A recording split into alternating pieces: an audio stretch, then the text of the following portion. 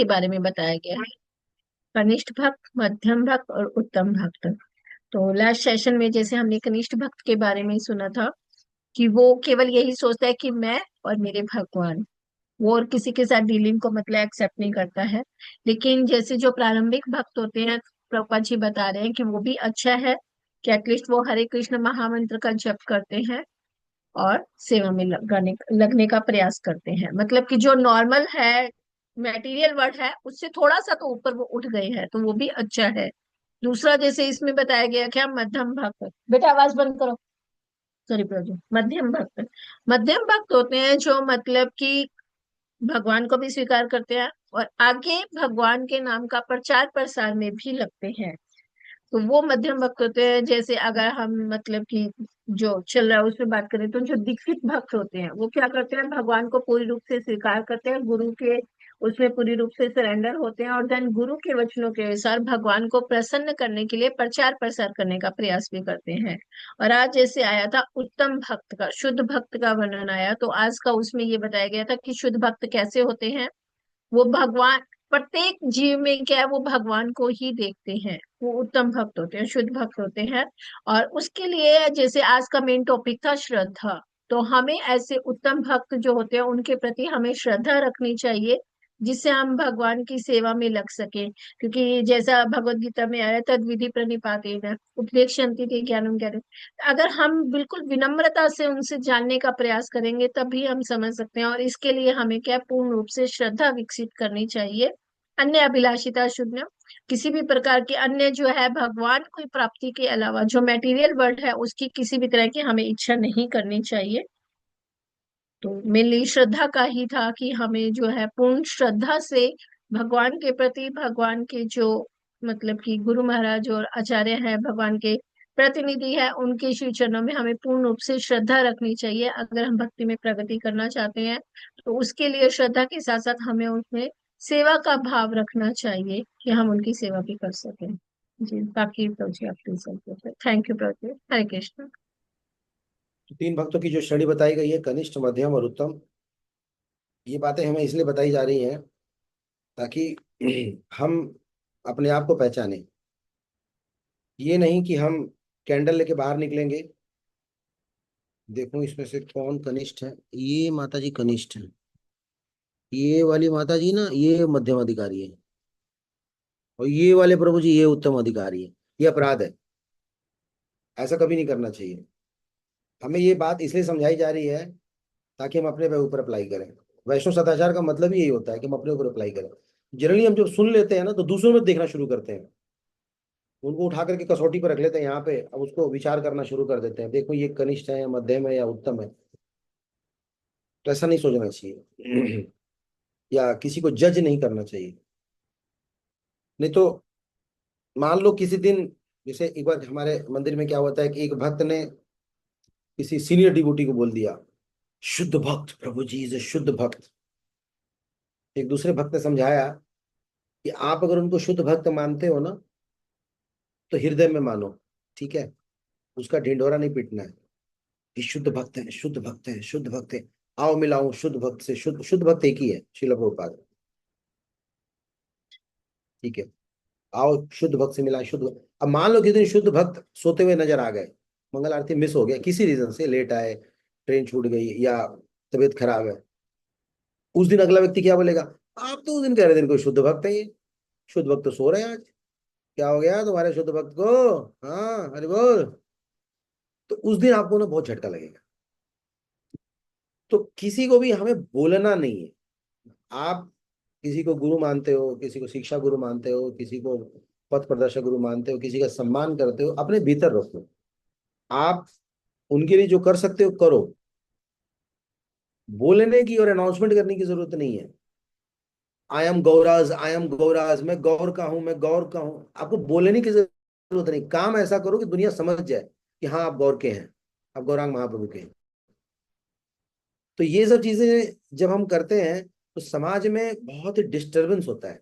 जो नए लोग होते हैं, खास करके कलयुग में, जिसको कलह युग बताया गया है, कलयुग में क्या होता है कि लोग, आप किसी की तारीफ करोगे ना जैसे, वैसे ही वो व्यक्ति ना उसकी कमियां तुरंत निकालना शुरू करना है, कमियां ढूंढना शुरू करता है। आप गुणगान कर रहे हो और वो कमियां ढूंढना शुरू कर रहा है। आप बोले हमारे इस्कॉन मंदिर बहुत बढ़िया है, वो याद करेगा, बड़का बढ़िया है। और जो विदेश पैसा जाता है वो वीडियो वो देखा है आपने, वो तुरंत उसके दिमाग में ना उल्टा चलेगा। तो action speak louder than the words. हम अपने आचरण से ऐसा करें ना कि लोग हमसे खुद पूछे कि माता जी, प्रभु जी, आप कुछ प्रैक्टिस करते हो क्या? बोले क्यों? नहीं, आपकी शैली, आपकी बोली, आपके शब्द थोड़े ना आम जनता से अलग दिखते हैं। लगता है आप कहीं कुछ टीचिंग वगैरह लेते हो? हाँ प्रभु जी, मैं तो बस थोड़ा बहुत प्रयास कर रहे हैं, हम इस्कॉन मंदिर जाते हैं। अच्छा अच्छा, किन के डिसाइपल है आप? ओह अच्छा अच्छा, आप गोपाल कृष्ण वाले डिसाइपल है, वाह, जय हो, मैंने उनको देखा है, बहुत भाग्यशाली है माता जी, है ना, आप उनके डिसाइपल। तो आपने काम ऐसा किया ना कि आपने अपने गुरु का नाम रोशन कर दिया, आपने काम ऐसा किया कि आपने अपने मंदिर का नाम रोशन किया, आपने काम ऐसा किया कि आपने अपने सेंटर का नाम रोशन किया, बजाय इसके कि हम अपने गुरु के बारे में ढोल पीटना शुरू करें। तो आप अपने गुरु के बारे में बोलोगे तो आपकी जो पड़ोसन है वो बोलेगी, अच्छा मेरे गुरु में क्या कांटे लगे हैं? तो फिर आप भी अपने गुरु के बारे में बोलोगे, तो बोलोगे एक मिनट रुकना, मेरे गुरु जी के बारे में तो बात ही नहीं हुआ। तभी गुरु गुरुविज्म चालू हो जाएगा, इष्टि मुष्टि चालू हो जाएगा। नहीं, हमें केंद्र में प्रभुपाद को रखना है। तो ये जो कनिष्ठ, मध्यम और उत्तम की बात है, तो सबसे पहले तो हमें ये ध्यान रखना है, ये अगर किसी के प्रति आपकी श्रद्धा है तो उसको हृदय में रखो। कभी किसी को नहीं बोलना चाहिए ये मेरे शिक्षा गुरु है, इन्होंने मेरे ये किया वो किया वो किया। अरे जो भी किया आपको अच्छा लगे तो आप भी करो। एक बार श्रील प्रभुपाद जी किसी ने बोला, प्रभुपाद आपने 11 साल में कमाल कर दिया, Prabhupada you did this you did that and Prabhupada ने कहा, you like it? Yes Prabhupada, तो why don't you do it? अगर आपको अच्छा लगा तो आप भी करो ना। ये ना पहचान होती है। तो अगर हम सच में इस्कॉन से बहुत प्रभावित हैं, इस्कॉन के भक्तों से बहुत प्रभावित हैं, तो बोलने से ज्यादा अच्छा है कि हम उसको अमल करें, उसको करके दिखाएं, है ना, तो इससे बहुत अच्छा होगा। अब 3 कैटेगरी की बात हो रही थी, कनिष्ठ, मध्यम, उत्तम। तो कनिष्ठ का मतलब कि जो हमारे भक्त जो नए नए जुड़ते हैं, उनके प्रति हमारे अंदर दया भाव होनी चाहिए। जो भी छोटे भक्त होते हैं, या उम्र में छोटे हों, पद में छोटे हों, दीक्षा में छोटे हों, कभी ये नहीं सोचना चाहिए ना कि हम इनके ऊपर अपनी सुप्रीमेसी जमाएं। ये अच्छी बात नहीं है। प्राय नए लोग, छोटे लोग गलती करते हैं, गलती तो खैर सब करते हैं। तो एक भक्त के हृदय में क्या भाव रहता है? क्षमा करना, दया करना, खासकर छोटों को। छोटे लड़के जब आते हैं मंदिर में, आपने देखा होगा, बेसिस में सेंटर में आते हैं, कई बार धोती गलत पहन लेते हैं, है ना, आगे का पीछे, पीछे का आगे कर लेते हैं, उनको पता ही नहीं होता है। इधर आ, ऐसे धोती पहनते हैं, ऐसे पहनते हो धोती, इतना बड़ा हो गया, बुद्धि नहीं है, चल चल। और वो बेचारा, वो धोती छोड़ो, वो पैंट पहन के भी नहीं आएगा कोई दोबारा। आपने उसको प्रताड़ित कर दिया। वही जरा सोचो, आप उसको साइड में ले जा करके उसकी धोती अपने हाथों से ठीक कर दिए, या अपने हाथों से उसके तिलक को ना थोड़ा सा अपने ठीक कर दिया। देखो नए लोग तिलक ना, तिलक लगाते ना, तिलक पोत लेते हैं, उनको पता नहीं चलता ना कैसे लगाना। पर आपने सोचो अपने हाथों से उसके तिलक को थोड़ा सा ठीक कर दिया, खाली टच कर दिया आपने थोड़ा सा ना, वो माता जी या फिर वो प्रभु जी जीवन भर के लिए ना आपके आभारी रहेंगे। मुझे याद है, मैं जब, तिलक ही नहीं लगता था सीधा, या तो तिलक इधर भाग जाता था या तिलक उधर भागता था। तो एक दिन अमोघ लीला प्रभु धोती पहन रहे थे, आधी पहनी थी धोती, बीच में आए, बोले मैं करता हूँ। उन्होंने अपनी धोती उठाई, ऐसे अपना कपड़े उठाए, और ऐसे कपड़े अपने धोती को ना गीला किया, ऐसे स्प्रे लगाया, गीला करके अपनी धोती से ना मेरे तिलक को ठीक किया।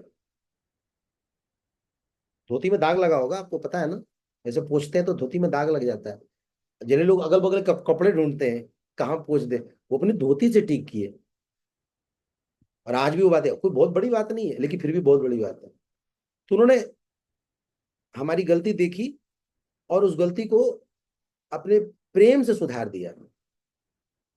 तो उन्होंने एक बार एक तिलक ठीक किया, और हमने कई तिलक सबके ठीक किए। उस एक तिलक ने कई तिलक लगवा दिए। अगर उड़ा दिए होते तो, डांट दिए होते तो, कुछ बोल दिए होते तो। इसलिए हमारे सामने जब नए भक्त आते हैं ना, हमारे सेंटर में, मंदिर में, या हमारे करीब आते हैं ना, बहुत दया का भाव रखनी चाहिए। वो गलती करेंगे करेंगे, है ना, उनको प्रणाम करना नहीं आएगा। एक भक्त है, वो बेचारा शंख ही नहीं बजा पाता, वो सब यहाँ मैंने पूरा फूकता रहता है, उसे बचता ही नहीं। और बड़ा एम्बैरेसिंग फील करता है वो, अरे प्रभु जी, सॉरी प्रभु जी, बड़ा मतलब ऐसा फील कराते हैं ना, ऐसा लगता है कि पूरी दुनिया मेरे को देख रही है। और वो जगह भी ऐसा होता है, सब लोग देखते भी हैं, क्योंकि ऑल्टर के बगल में आप बजा रहे हो। पूरी दुनिया देख रही होती है, उसी में ओ शंख बजाना नहीं आता, शंख बजाने तो एम्बैरस करते हैं। तो तुरंत बढ़ जाना चाहिए, कोई बात नहीं भाई, चलो मैं बजा देता हूँ, फिर बजा देना चाहिए सब। फिर उनको बोलना चाहिए मेरे को भी ना 6-7 महीने लगे थे बजाने में, तो थोड़ा कंफर्टेबल फील करेगा। अब उसको जाके बोले तुम डूब क्यों नहीं मरते, शंख बजाना नहीं आता, चले पूजा करने के लिए। वैसे तुम्हें किसने भेजा यहाँ पे, अपने मन से पहुंच जाते हो। लोगों की इतनी जल्दी पड़ी रहती है नहीं, भक्त बनने की, पुजारी बनने की, बढ़िया बढ़िया चलो इधर। अब भैया वो सोचो उसकी क्या मोरालिटी होगी, क्या बचेगा बेचारे के जीवन में। तो ये कनिष्ठ। मध्यम भक्त कौन होते हैं? मध्यम भक्त वो होते हैं जो जनरली दीक्षित, मतलब मैं यहाँ पे वो नहीं कह रहा कि दीक्षा लेने वाले मध्यम अधिकारी होते हैं, पर जनरली जिनके अंदर ना प्रचार करने की क्षमता होती है ना, जो अपने लॉजिक से, अपनी बातों से आपको कन्विंस करने की शक्ति रखते हैं, ये मध्यम अधिकारी के गुण है। मैं ये नहीं कह रहा हूँ कि ऐसे अधिकारी ये है अधिकारी वो मैं नहीं कह रहा। मध्यम अधिकारी के ये गुण होते हैं, वो प्रचार करने में दक्ष होते हैं। वो जब बोलेंगे, लोग सुनेंगे तो लोग कन्विंस होने लगते हैं, हाँ नहीं ये बात तो है। तो दूसरे शब्दों में कि उनके पास ना शास्त्र की पकड़ होती है, उनके पास लॉजिक होते हैं, उनके पास कन्विंस करने की शक्ति होती है। और उत्तम अधिकारी जो होते हैं वो तो बहुत ही ज्यादा एडवांस स्टेज है। उत्तम अधिकारी कहने का मतलब कि वो किसी को भी देखेंगे ना तो एक ही नजर से। आपको श्लोक याद है, आपको सबको एक नजर से देखने वाला श्लोक कौन सा है भगवत गीता का, याद है किसी को ये श्लोक? अपि चेत सुदुचारो प्रभु जी। हाँ जी। अपि चेत सुदुचारो वाला भूल गई प्रभु जी। है अब वो ये वाला श्लोक? एक है, लेकिन ये वाला तो नहीं है। ये तो वो वाला श्लोक है जिसमें कि कोई कितना गड़बड़ करे उसको क्षमा कर देना चाहिए। ये तो सेल्फ की बात हो रही है, दूसरों के देखने की बात में आता है वो। तद विधि प्रणिपाते न परिप्रश्ने न सेवया उपदेक्षन्ति ते ज्ञानम ज्ञानिन तत्वदर्शिना। तो जब आप पुजारी को देखते हो ना, जो भगवान के बगल में खड़ा रहता है, पूजा करता है, उसको लोग बहुत श्रेष्ठ मानते हैं। अरे क्या सौभाग्य है, हम जिसके दर्शन के लालायित हैं वो उनके चरणों में बैठे हैं। ये पुजारी तो सच में बड़े एडवांस हो गए। पर एक एडवांस पुजारी पता है किसको कहते हैं? जब पुजारी पब्लिक की तरफ देखता है और सारे के सारे पब्लिक उसके हृदय में जो बैठे परमात्मा जब उसको दिखने लगे ना, तब उसको कहना चाहिए पुजारी एडवांस है। यानी कि एक एडवांस पुजारी की, एक एडवांस ब्राह्मण की, या एक एडवांस भक्त की पहचान क्या है? वो किसी को भी देखता है ना तो उसको साक्षात परमात्मा भगवान दिखाई देते हैं उसके भीतर। तो फोटो देखा ना आपने भगवत गीता में, हर किसी के हृदय में भगवान दिख रहे हो, हर किसी का। ये है उत्तम अधिकारी। वो कभी किसी से भेदभाव नहीं करते, वो कभी स्त्री पुरुष नहीं समझते, कभी किसी को छोटा बड़ा, काला गोरा, इंडियन विदेशी, अनपढ़ या पढ़ा लिखा, उनके लिए घोड़ा गधा, ब्राह्मण स्त्री, कुत्ता, और इवन कुत्ता खाने वाला, सब उनके लिए बराबर होते हैं। इसको कहते हैं पंडित असमदर्शन। ऐसे स्टेज पे आने के बाद लोगों की मुक्ति होती है, जब सबको समान भाव से देखें। अब इन तीनों भावों को ना अपने अंदर उतार के देखिए, हमें समझ में आने लगेगा कि हम कनिष्ठ भी नहीं है। ना तो हम छोटों की कदर करना जानते हैं, हमें जब जब मौका मिला उनको हमने लताड़ा है, चपेटे मारे हैं हमने उसको। ना तो मध्यम है, किसी को कन्विंस करने की क्षमता नहीं रखते, वरना न जाने प्रचार में कहाँ पहुंचते। और उत्तम तो खैर बात ही करना नहीं है, कूट कूट के हमारे अंदर भेदभाव की भावना भरी हुई है।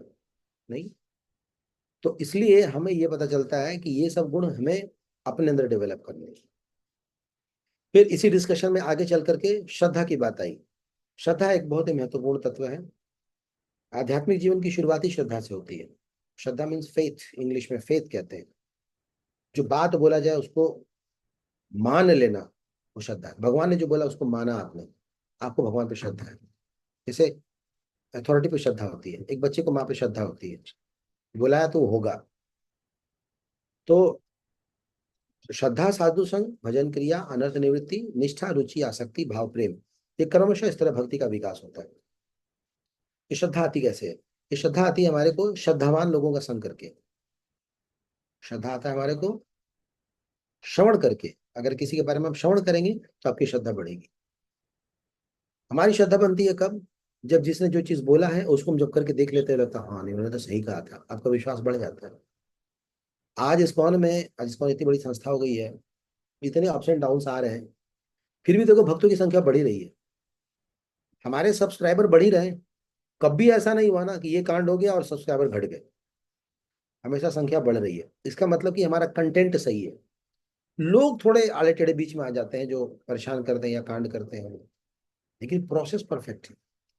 अगर इस प्रोसेस का अगर हम अक्षर से पालन करेंगे, जैसे नियमक सिद्धांत, हरिनाम का जाप, प्रभुपाद के ग्रंथों का वितरण, भक्तों का संग, आप आगे बढ़ोगे आप। और जैसे जैसे आप आगे बढ़ोगे वैसे वैसे आपकी श्रद्धा बढ़ती जाएगी, है ना। जो टनल होता है ना, टनल, गुफा, सुरंग, सुरंग, जब उसमें घुसो ना तो सब कुछ अंदर अंधेरा अंधेरा दिखता है, लेकिन फिर भी हम बढ़ते रहते हैं। और थोड़ी देर बाद जिधर से घुसे हैं, जिधर से लाइट आ रही थी, उधर भी अंधेरा हो जाता है, मैंने आगे भी अंधेरा पीछे भी अंधेरा, लगता है कि ले फंस गए हम तो बुरी तरह। लेकिन करना क्या चाहिए, चलते रहना चाहिए, रुकना नहीं, चलते रहना, रुकना नहीं, चलते रहना। फिर थोड़ी देर बाद हमें सामने से रोशनी दिखाई देनी शुरू होती है। तो भक्ति बिल्कुल ऐसी है। आप जब आगे बढ़ोगे आपको पता ही नहीं चल रहा जा कहाँ रहे हैं, ये करवा क्या रहे हैं हमारे से, ये बताते हैं वो बताते हैं। भगवान यार, कभी मैंने एक आध दिन तब के कभी दर्शन वगैरह करा देते, एक आध बारी तो हो जाता, तो फिर थोड़ी श्रद्धा बढ़ जाती। पता ही नहीं है, पीछे वाला भी छोड़वा दिया लहसुन प्याज, आगे भगवान दिख भी नहीं रहे हैं, ये फंसा रखा हमारे को। कोई बात नहीं, आगे बढ़ते रहो, बढ़ते रहो, बढ़ते रहो, बढ़ते रहो, बढ़ते रहो। थोड़ी देर बाद ये अंधेरा जाएगा, सुबह होगा, रोशनी निकलेगी, सूर्य के दर्शन होंगे। तो ये जो विश्वास है, लगातार बढ़ते रहना, इसी को श्रद्धा कहते हैं। भगवान की वाणी पे विश्वास करना, देखो आपको किसी न किसी पे विश्वास तो करना ही पड़ेगा, और कर ही रहे हो, किसी न किसी पे विश्वास तो है ही है ना।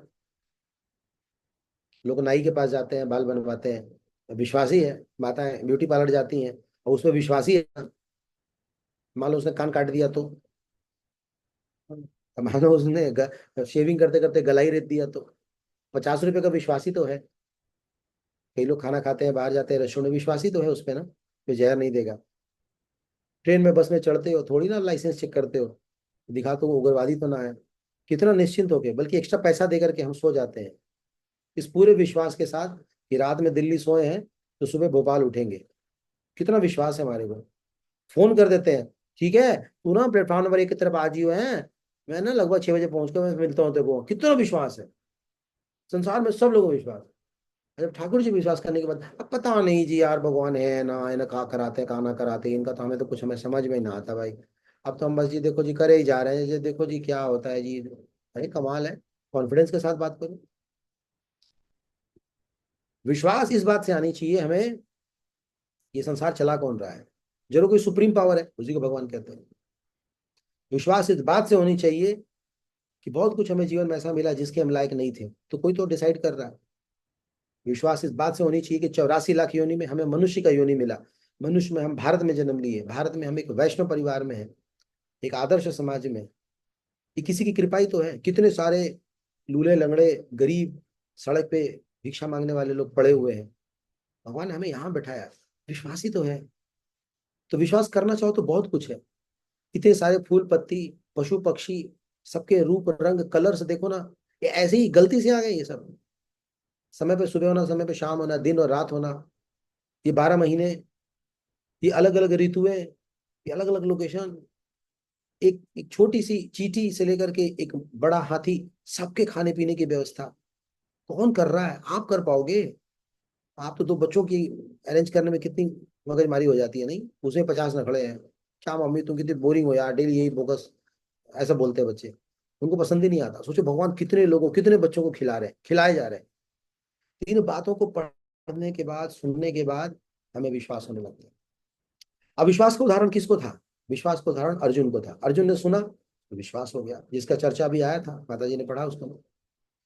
विश्वास किसको था? विश्वास रुक्मणी जी को था, विदर्भ की इतनी बड़ी राजकुमारी, उस समय की सबसे विश्व सुंदरी थी वो, और सिर्फ कृष्ण के बारे में श्रवण करती थी, विश्वास ही तो था। हालांकि लड़का बाद में काला निकला, पर फिर भी विश्वास था पूरा कि नहीं ये मेरे तारणहार होंगे। विश्वास ही, ये सारा विश्वास कैसे आता है? श्रवण करने पे। तो अगर आपको भगवान पे विश्वास नहीं है या कम है, तो एक ही तरीका है, आप श्रवण कीजिए, खूब सुनिए, इतना सुनिए, इतना सुनिए, इसको कहते हैं लबालब भर देना। एकदम अपने आप को ना लबालब भर दीजिए श्रवण कर करके। परीक्षित महाराज 7 दिन तक सुन करके परफेक्ट हो गए। हमारे को तो इतना दिन मिल गया, नहीं कोई भी यहाँ पे 7 दिन वाला नहीं है, सब कम से कम 4 साल 5 साल वाले हो गए। पर चूंकि प्रॉपर श्रवण नहीं करते, सुनते नहीं है, इसीलिए गड़बड़ होती है। शुद्ध भक्त को सुने, शिल प्रभुपाद जी को सुने, उनके प्रवचन सुने। और भी हमारे वर्तमान आचार्य हैं, परम पूज्य राधा गोविंद महाराज, हमारे गुरु महाराज राधानाथ महाराज, जयपताका स्वामी महाराज, इतने सारे आचार्य लोग हैं। ये सब प्रभुपाद जी के पक्के भक्तों में से हैं। इन लोगों ने अपना पूरा जीवन जो है लगा दिया। इनको सुने, आपका विश्वास बढ़ेगा। तो ये 2-3 चीजें इसमें थी। अब थोड़ा आगे बढ़ते हैं रीडिंग करने के लिए, तो छोटे छोटे प्यार लेके चलते हैं ताकि टीचिंग ज्यादा मिले। Yes, next reading point.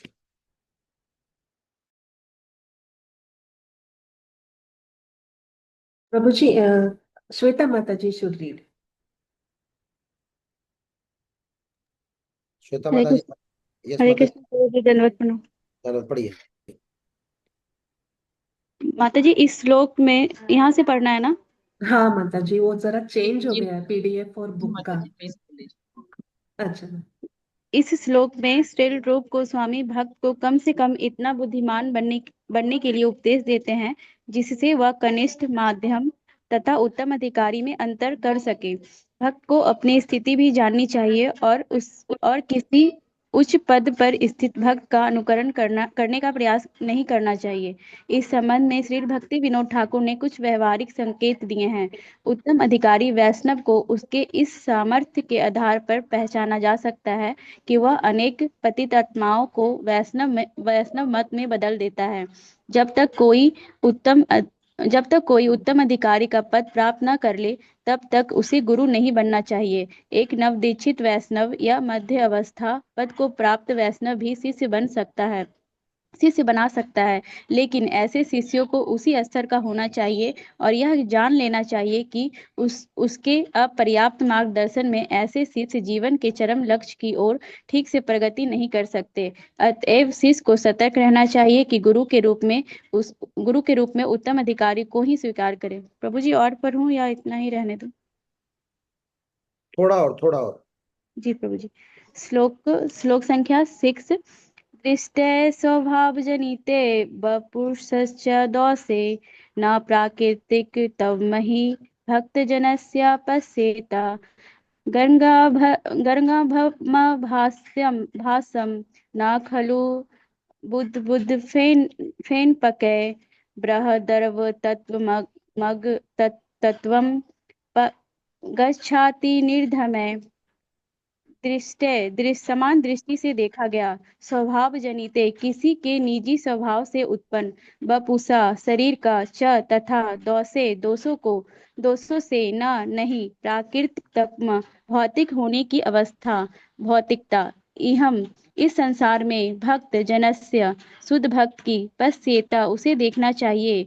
गर्गा अभ्यासम Ganga जल का ना नहीं खलु निश्चय ही बुद्ध फेना पक्के पंके बुलबुलो झाग तथा कीचड़ से ब्रह्म द्रवतम दिव्य प्राकृतिक अगच्छाति नष्ट होती है। निर्धर्मय जल के गुणधर्मों से। अनुवाद। अपनी मूल कृष्ण भावना भावित स्थिति में रहते हुए शुद्ध भक्त अपने आप को शरीर नहीं मानता है। ऐसे भक्त को भौतिकतावादी दृष्टिकोण से नहीं देखा जाना चाहिए। निसंदेह भक्त के निम्न कुल में उत्पन्न होने, उसके कुरूप चेहरे, विकृत शरीर या रोगी अथवा असक्त शरीर की परवाह नहीं करनी चाहिए। साधारण दृष्टि से ऐसे दोष शुद्ध भक्त के शरीर में प्रकट दिख सकते हैं, लेकिन इन सब दिखने वाले दोषों के बावजूद शुद्ध भक्त का शरीर कभी दूषित नहीं हो सकता। यह ठीक गंगा जल के समान है, जो कभी कभी वर्षा ऋतु में बुदबुदे, फेन तथा कीचड़ से पूरित हो जाता है, किंतु कभी दूषित नहीं होता। अतएव जो लोग आध्यात्मिक ज्ञान में उन्नत हैं, वे जल की अवस्था का विचार किए बिना गंगा में स्नान करेंगे। तात्पर्य। ठीक शुद्ध है, भक्त। ठीक है। तो हम लोग अभी श्लोक संख्या 6 पे आ गए हैं, और इसमें बताया जा रहा है कि जो कृष्ण भावनामृत में स्थिर रहते हैं, खास करके जो शुद्ध भक्तों के बारे में बताया जाता है कि उनको कभी भी भौतिक दृष्टि से नहीं देखना चाहिए, बल्कि उनके शरीर में या उनके कुछ कार्यकलाप ऐसे लगे जो आपको समझ में ना आए, तो ये नहीं सोचना चाहिए कि ये इनकी कमी है। और यहाँ पे उदाहरण बहुत अच्छा गंगा जी का दिया हुआ है। गंगा जी शुद्ध है, पहले भी, आज भी और हमेशा। पर गंगा जी में जो चीजें तैर रही होती है ना, गंदगी वगैरह, वो गंदगी हम है, हम ही, हमारे जो पाप है ना, वो वहां पे चल रहे हैं। Ganga ji as it is है, उनमें कोई कमी नहीं है। जो मैली गंगा दिख रही है, वो मैल हम है, हमारे ही पाप हैं, और जो उसमें प्रभावित हो रहे हैं। तो इसलिए गंगा जी में कभी भी दोष नहीं देखना चाहिए। इन बातों को कैसे समझें? जो गुरु होते हैं ना, कई बार गुरु के शरीर में कुछ परिवर्तन आता है,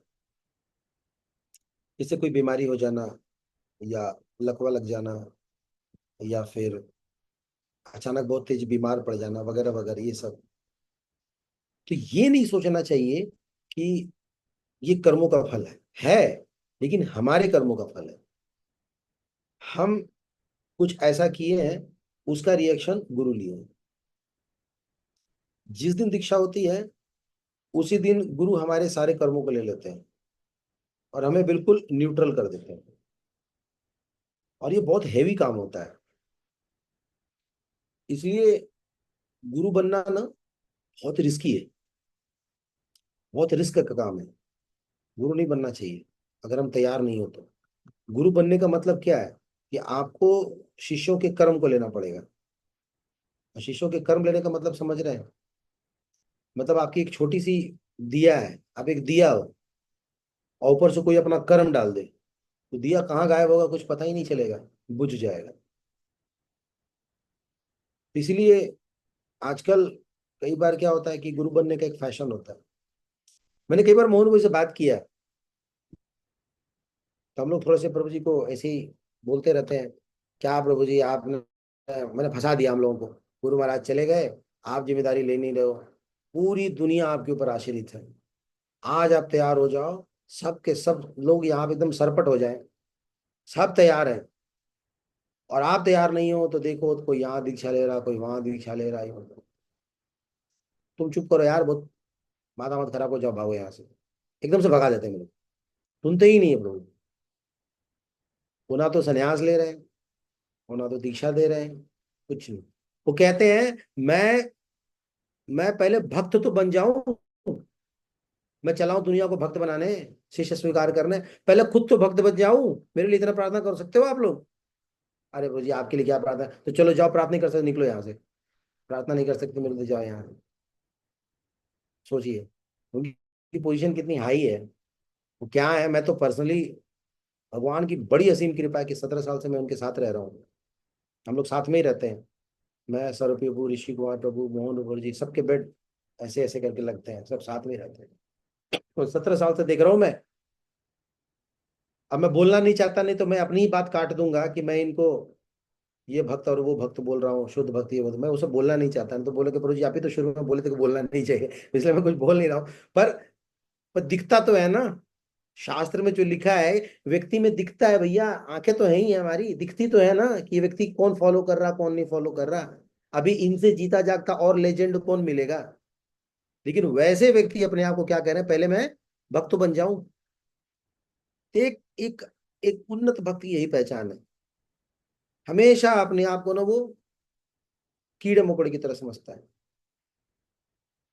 माधवेंद्र पुरी जब इस संसार से प्रकट होने वाले थे, तो उन्होंने क्या कहा, पूरा जीवन मेरा बेकार हो गया, मैं राधा कृष्ण का भजन नहीं कर पाया ठीक से, मेरा मेरी पूरी लाइफ चौपट हो गई, मैं कुछ कर ही नहीं पाया। सोचिए माधवेंद्र पुरी कह रहे हैं, क्या है वो पूरी दुनिया जानती है। तो उस समय रामचंद्रपुरी आके क्या सलाह देते हैं, अरे महाराज अभी भी चांस है, आप ना मंदिर नहीं जा पा रहे थे, निराकार परब्रह्म की जो है ना, उनका ध्यान लगाओ। महाराज ने बोला तू भाग जा यहाँ से, वरना तू पिटेगा मेरे हाथ से अभी, नालायक, तू मुझे शिक्षा देने के लिए आया, भागो यहाँ से। तो अपने गुरु को पहचान नहीं पाए, और वहीं ईश्वरपुरी थे, उन्होंने माधवेंद्रपुरी की खूब सेवा की। तो गुरुजन बोलते हैं ऐसा कि मैं तो गया गुजरा हूँ, ये हूँ, वो। एक्टिविटी देखनी चाहिए।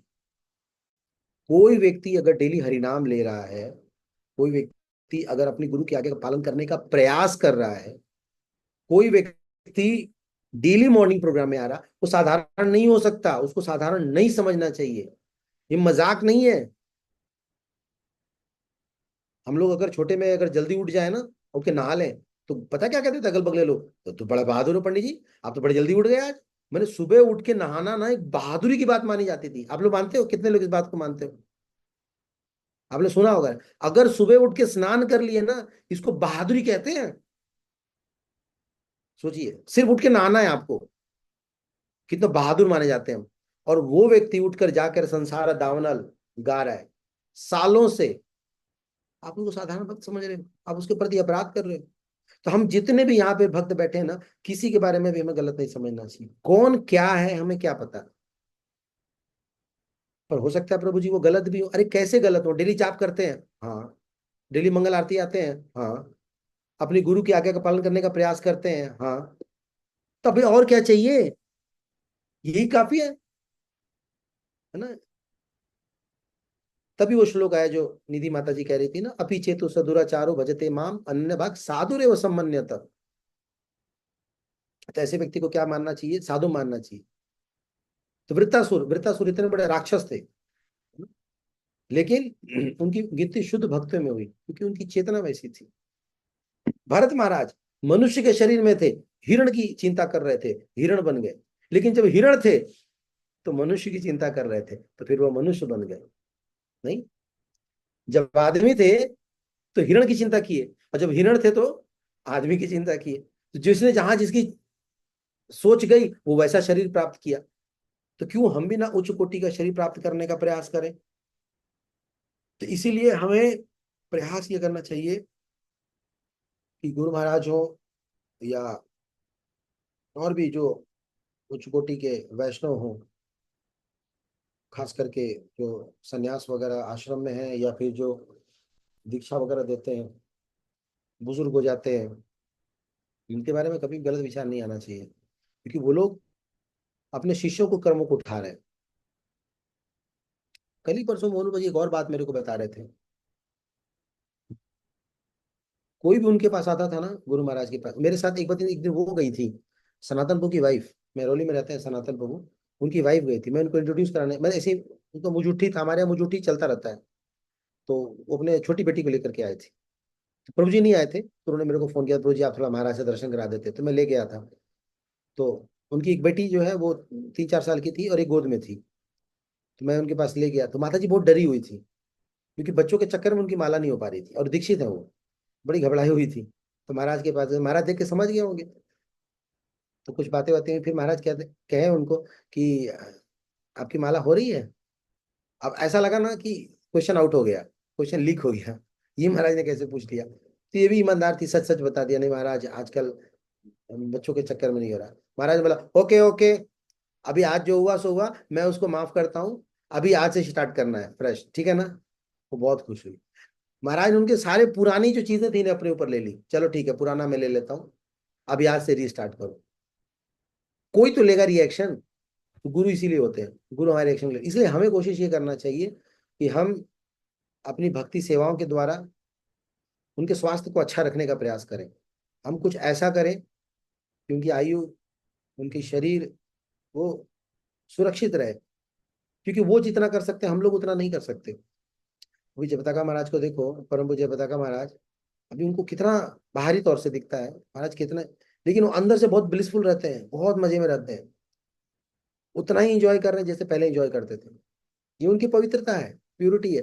बाहरी तौर पे किडनी चेंज, हाँ लीवर चेंज, ये चेंज वो चेंज, कितनी सारी चीजें हैं, लेकिन उनके ऊपर जो है ना रंच मात्र का प्रभाव नहीं, क्योंकि प्योर डिवोटी। एम्बुलेंस में बैठ के चले जाते हैं प्रचार करने के लिए, है ना। हमारे को फीवर आ जाए ना, तो हम सोचते हैं अगले दिन माला करेंगे, आज तो नहीं हो पाएगा, थोड़ा सा हम घबरा जाते हैं। तो दो बातें हैं यहाँ पे, एक, हम सब भगवान से प्रार्थना करें कि हम कोई गड़बड़ ना करें, ताकि हमारा रिएक्शन हमारे गुरु को लगे, एक तो शिक्षा ये मिलती है। और दूसरा, अगर हमें कुछ दिखता है तो ये सोचना चाहिए कि महाराज ने अपने शिष्यों के कर्मों को अपने ऊपर लिया है, ये वो चीज है। उनके ऐसे कर्म नहीं है, उन्होंने तो अपना पूरा जीवन सेवा में लगा दिया है। ठीक है, अब कुछ क्वेश्चन आंसर करेंगे हम लोग, हमारे पास 5-6 मिनट है। अगर आप लोगों के कोई क्वेश्चन हो आज के टॉपिक से या फिर कोई जनरल टॉपिक से तो आप पूछ सकते हैं, हाथ खड़े करके, इलेक्ट्रॉनिक या पर्सनल जो भी हो। किसी का कोई प्रश्न?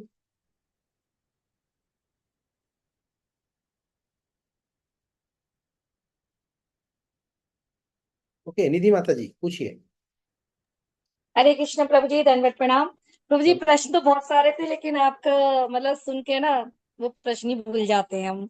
मैंने सेलेक्ट करके रखे थे कि जब आप आएंगे ना तो पूछूंगी। इतना फिलहाल मेरा इतना कंफ्यूज आज के कर लिए देते, मैं कह रहा हूँ आज के लिए इतना मैं आप लोगों को कंफ्यूज कर देता हूँ कि प्रश्न ही भूल गए। नहीं नहीं, आप इतना अच्छा बोलते हैं ना प्रभु जी कि मतलब वो जो क्वेश्चन ही भूल पुरानी गए। शंकाएं वो भूल ही जाती हूँ मैं तो।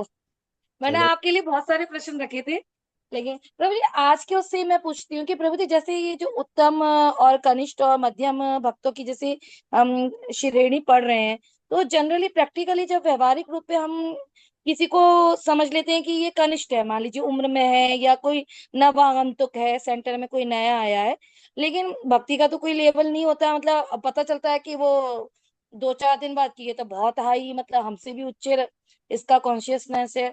ऐसे ही कभी कभी ऐसा होता है कि कई हमारे हैं सेंटर में ऐसे भी हैं कि जो मतलब दीक्षित भी हैं, ब्राह्मण दीक्षित भी हैं, लेकिन वो कभी कभार ऐसा कर देते हैं कि मतलब उनका अगर हम 8-10 दिन लगातार अगर हम संग करें तो ऐसा लगता है कि इनसे तो अच्छे हम ही हैं कनिष्ठ।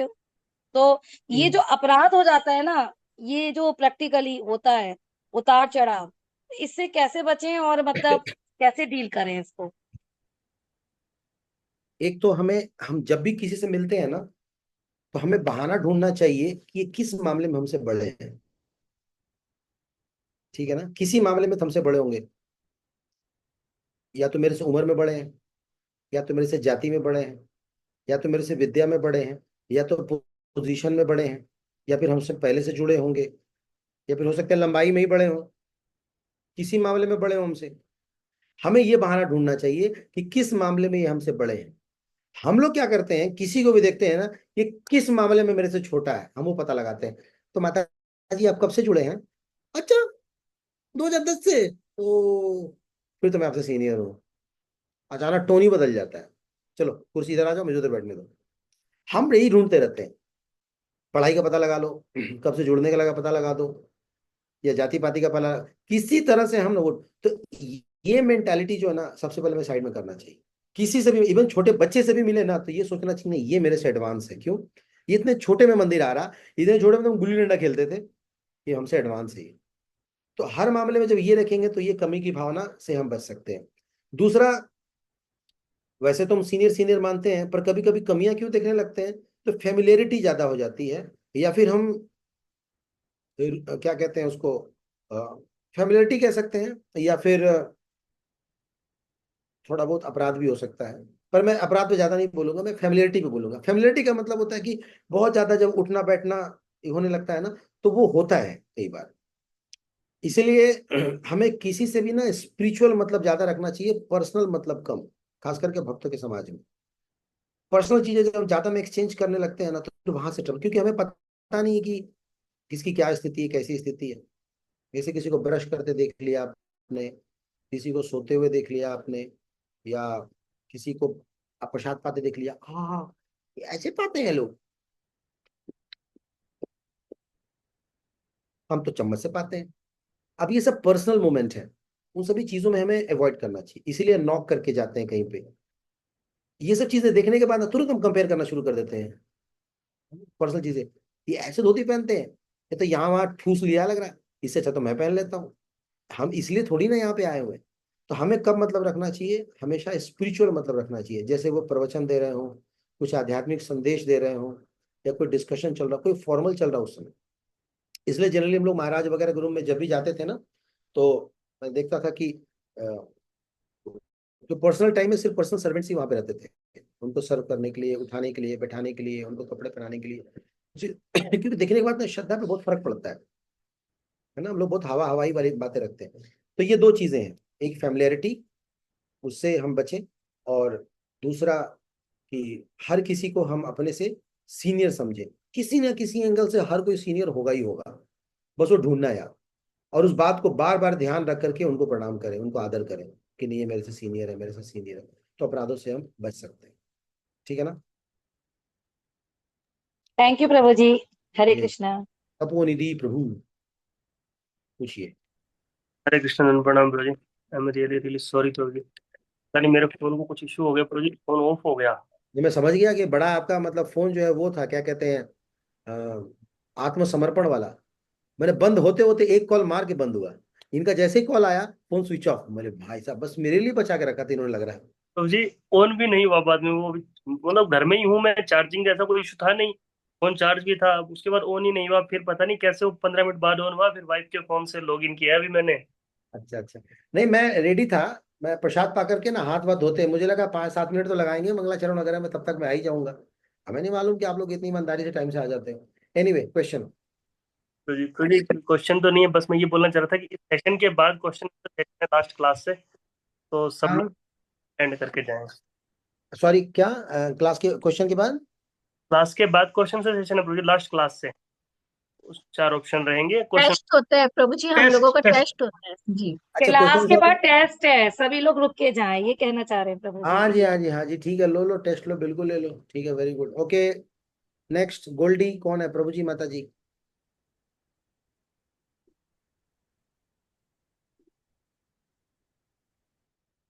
No response. Okay Manmohan Prabhu. Hare Krishna Prabhu ji. माता जी हैं, यस पूछिए। हिम्मत नहीं हो रही, मैं तो गणेश से भी बहुत नीचे हूँ, पर कृष्णा ने मुझे यहाँ बिठाया इस क्लास में क्योंकि बहुत दिन से क्वेरी थी कि बहुत चीजें, एक कभी होता है कि बस कि मैं पता नहीं कहाँ पहुंच गई हूँ, पर कभी ऐसा होता है चैंटिंग भी छूट जाती है, उसका कारण प्रभु जी। भक्तों के संग का अभाव है। कई बार हम जब चलते रहते हैं तो अच्छा खासा चलते रहते हैं, पर जब हम ढीले पड़ जाते हैं ना तो हमारे साथ वाले थोड़ा सा खींच लेते हैं हमारे को। फिर हम ठीक हो जाते हैं तो खुद ही सही चलने लगते हैं, फिर हम ढीले पड़ते हैं, फिर थोड़े साथ वाले ना हाथ लगा देते हैं।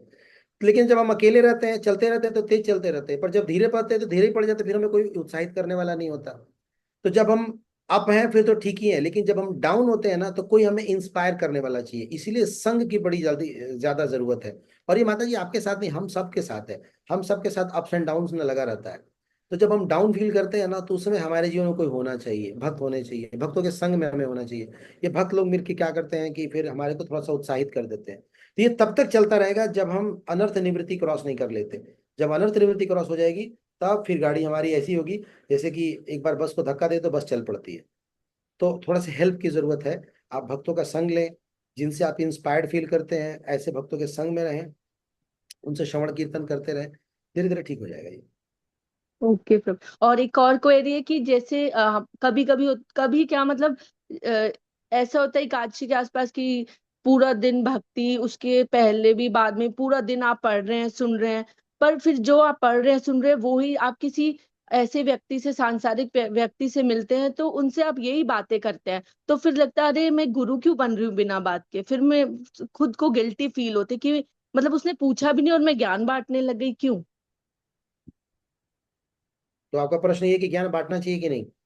नहीं मतलब ऐसा मतलब अभी तो मैं अपने आप को बहुत लो समझती हूँ, पर सारा दिन वो ही चीजें पढ़ती हूँ तो मुंह जो होता है दिमाग में, जो मन में, बस वो ही निकल जा, कोई मिलता है तो यही बातें शुरू हो जाती, तो फिर लगता है कि ऐसा क्यों हुआ मेरे से, क्यों अब ये मैं तो क्या, अभी तो अब ये तो कोई बात हुई? अब कोई चीज अच्छी लगेगी तो मुंह से तो निकलेगा ही, तो यही तो पहचान है। अब इसमें आप क्या कर सकते हो? जो सुनोगे वही बोलोगे ना। हाँ ईगो, जी। Good things in good things out, garbage in garbage out. हाँ। कूड़ा सुनेंगे कूड़ा निकलेगा, गुड चीज सुनेंगे गुड चीज निकलेगा। अभी आप प्लान बना के थोड़ी जा रहे हो, तो इसमें आपकी गलती नहीं है, चलने दो। जिसको अच्छा लगेगा आपके पास आएंगे, जिसको अच्छा नहीं लगेगा दूर चले जाएंगे, जो पास आए उसको आश्रय क्लास में ले आना। हम्म, ठीक है ना? हम्म, हाँ जी। हरे कृष्ण प्रभु। नो मनमोहन प्रभु। हरे कृष्ण प्रभु धन्यवाद। प्रभु जी सुनाई दे रही है आवाज मेरी? हाँ जी हाँ जी। प्रभु जी ये पूछना, जैसे घर में अगर हम जैसे आपने एक बार कहानी बताई थी रघुनंदन दास जी की, जिन्होंने जो बालक थे और भगवान जी को लड्डू दिया तो उन्होंने आधा छोड़ के कर दिया था। तो उनके पिताजी भी अगर उनके पिताजी के दृष्टिकोण से देखा जाए, जैसे चैतन्य चरितामृत में आता है, तो उनके बालक तो उत्तम अधिकारी थे। तो ऐसे ही घर में अगर किसी व्यक्ति का, जैसे वाइफ और हस्बैंड के बीच में, या वाइफ अगर देखे हस्बैंड का उत्तम भाव अच्छा हो, या हस्बैंड देखे वाइफ का उत्तम भाव हो, तो उस समय में हमें फैमिली से, गृहस्थ आश्रम में रहते हुए किस तरीके से व्यवहार करना चाहिए, किस तरीके से मैनेज करना चाहिए। हरे कृष्ण। तो यहाँ पे भी वही फॉर्मूला हमें अपनाना चाहिए कि हर किसी को पहले हमें भगवान का अंश देखना चाहिए, फिर अपना अंश समझना चाहिए। बाद में ये समझना चाहिए कि ये मेरी पत्नी है, पहले सोचना चाहिए कि ये भगवान की दासी है। पहले ये समझना चाहिए कि ये भगवान के दास हैं, बाद में समझना चाहिए कि मेरे हस्बैंड है। ये भावना रखेंगे तो आपको हमेशा इस बात का स्मरण रहेगा कि ये भगवान का बंदा है ना, इसके प्रति हमें कोई अपराध नहीं करना है। लेकिन जब हम अपनी प्रॉपर्टी समझने लगते हैं ना किसी को भी, तो फिर वहां पे गड़बड़ी शुरू हो जाती है। पर बात भी सच है, हम सब लोग भगवान के ही अंश हैं, और जो जिसकी भी जिम्मेदारी हमारे ऊपर, वो सब भगवान के अंश है। तो छोटे हो बड़े हो, चूंकि भगवान के अंश हैं और भगवान के अंदर विद्यमान है, उनके प्रति आप अपराध करोगे तो भगवान को बुरा लगेगा ना। इंग्लिश में कहावत है ना, if you love me you love my dog. अगर आप मेरे से प्रेम करते हो तो मेरे कुत्ते से भी आपको प्रेम करना पड़ेगा, तभी आपका प्रेम प्रदर्शित होता है। अगर हम भगवान से प्रेम करते हैं तो भगवान के लोगों से भी हमें प्रेम करना पड़ेगा, तभी वो हमारा रियल प्रेम है। वरना थोड़ी कह सकते हैं भगवान हम आपसे प्रेम करते हैं, हम आपके लोगों से प्रेम नहीं करते, वो फिर फार्स है। तो इसलिए घर में अगर किसी के अंदर भक्ति के गुण दिख रहे हो, भले वो आपसे छोटा हो, तो आपको ये समझना चाहिए कि भगवान ने इनके ऊपर विशेष कृपा की है, उनसे बिना द्वेष किए हुए उनको आगे बढ़ाने का मौका देना चाहिए। तो इस तरह से रिलेशनशिप में बहुत अच्छा हो जाता है एक्शन से। बट ऑफ कोर्स अगर पोजीशन बड़ा है आपका, आप डैडी हैं, आप पिता हैं, आप माता हैं, बच्चे छोटे हैं, तो आपको अपना पोजीशन भी बरकरार रखना है। कहने का मतलब कि उसकी जो मेटेरियल जिम्मेदारियां वो भी निभानी है, लेकिन साथ साथ आध्यात्मिक चीजों में सपोर्ट भी करना है। जैसे मैं छोटा था तो मेरी मम्मी हमेशा मेरे को देखती थी ना, तो मेरे को सपोर्ट करती थी। हाँ, जैसे मैं स्नान कर लूँ तो मेरे लिए प्लेट वगैरह लगा देंगी, और जब मैं स्नान करने चला था उतने देर में पूजा रूम रेडी कर देंगे। तो वो खुद भले बाद में पूजा करती थी, लेकिन उनको दिखता था मेरे अंदर सिम्टम, तो इस तरह से मेरे को सपोर्ट करती थी।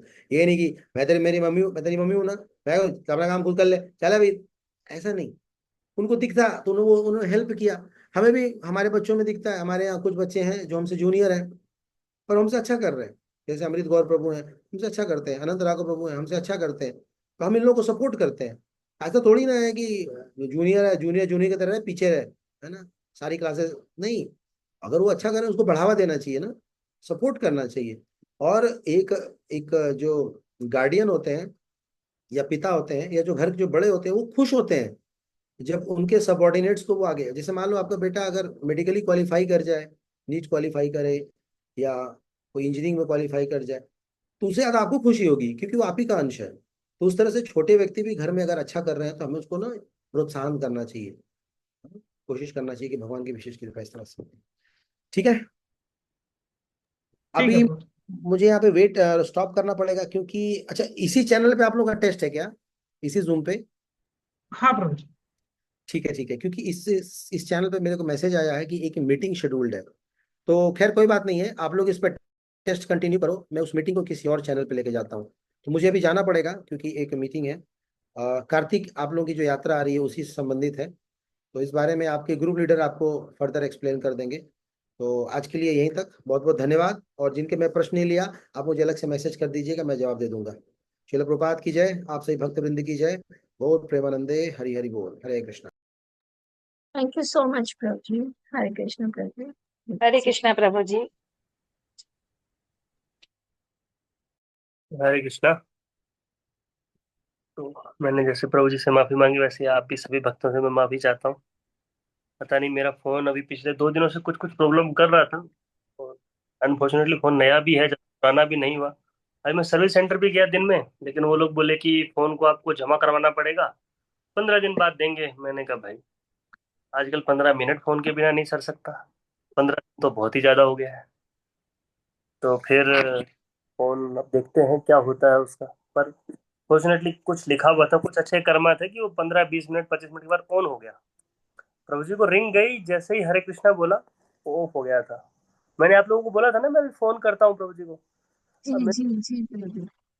जितने भी कॉन्टेक्ट सब उसी में, फिर वो जब ऑन हुआ तो मैंने पहले जूम ज्वाइन किया, मैंने कहा कि देखते हैं यहाँ पे, फिर वाइफ के फोन से जूम ज्वाइन किया, मैंने कहा उसका भरोसा नहीं कब धोखा फिर दे जाए। तो मैं अभी टेस्ट के क्वेश्चन मैंने ग्रुप में शेयर कर दिए हैं, आई होप आप लोगों को मिल गए होंगे। साथ ही मैं यहाँ पे भी शेयर करता हूँ, NOI।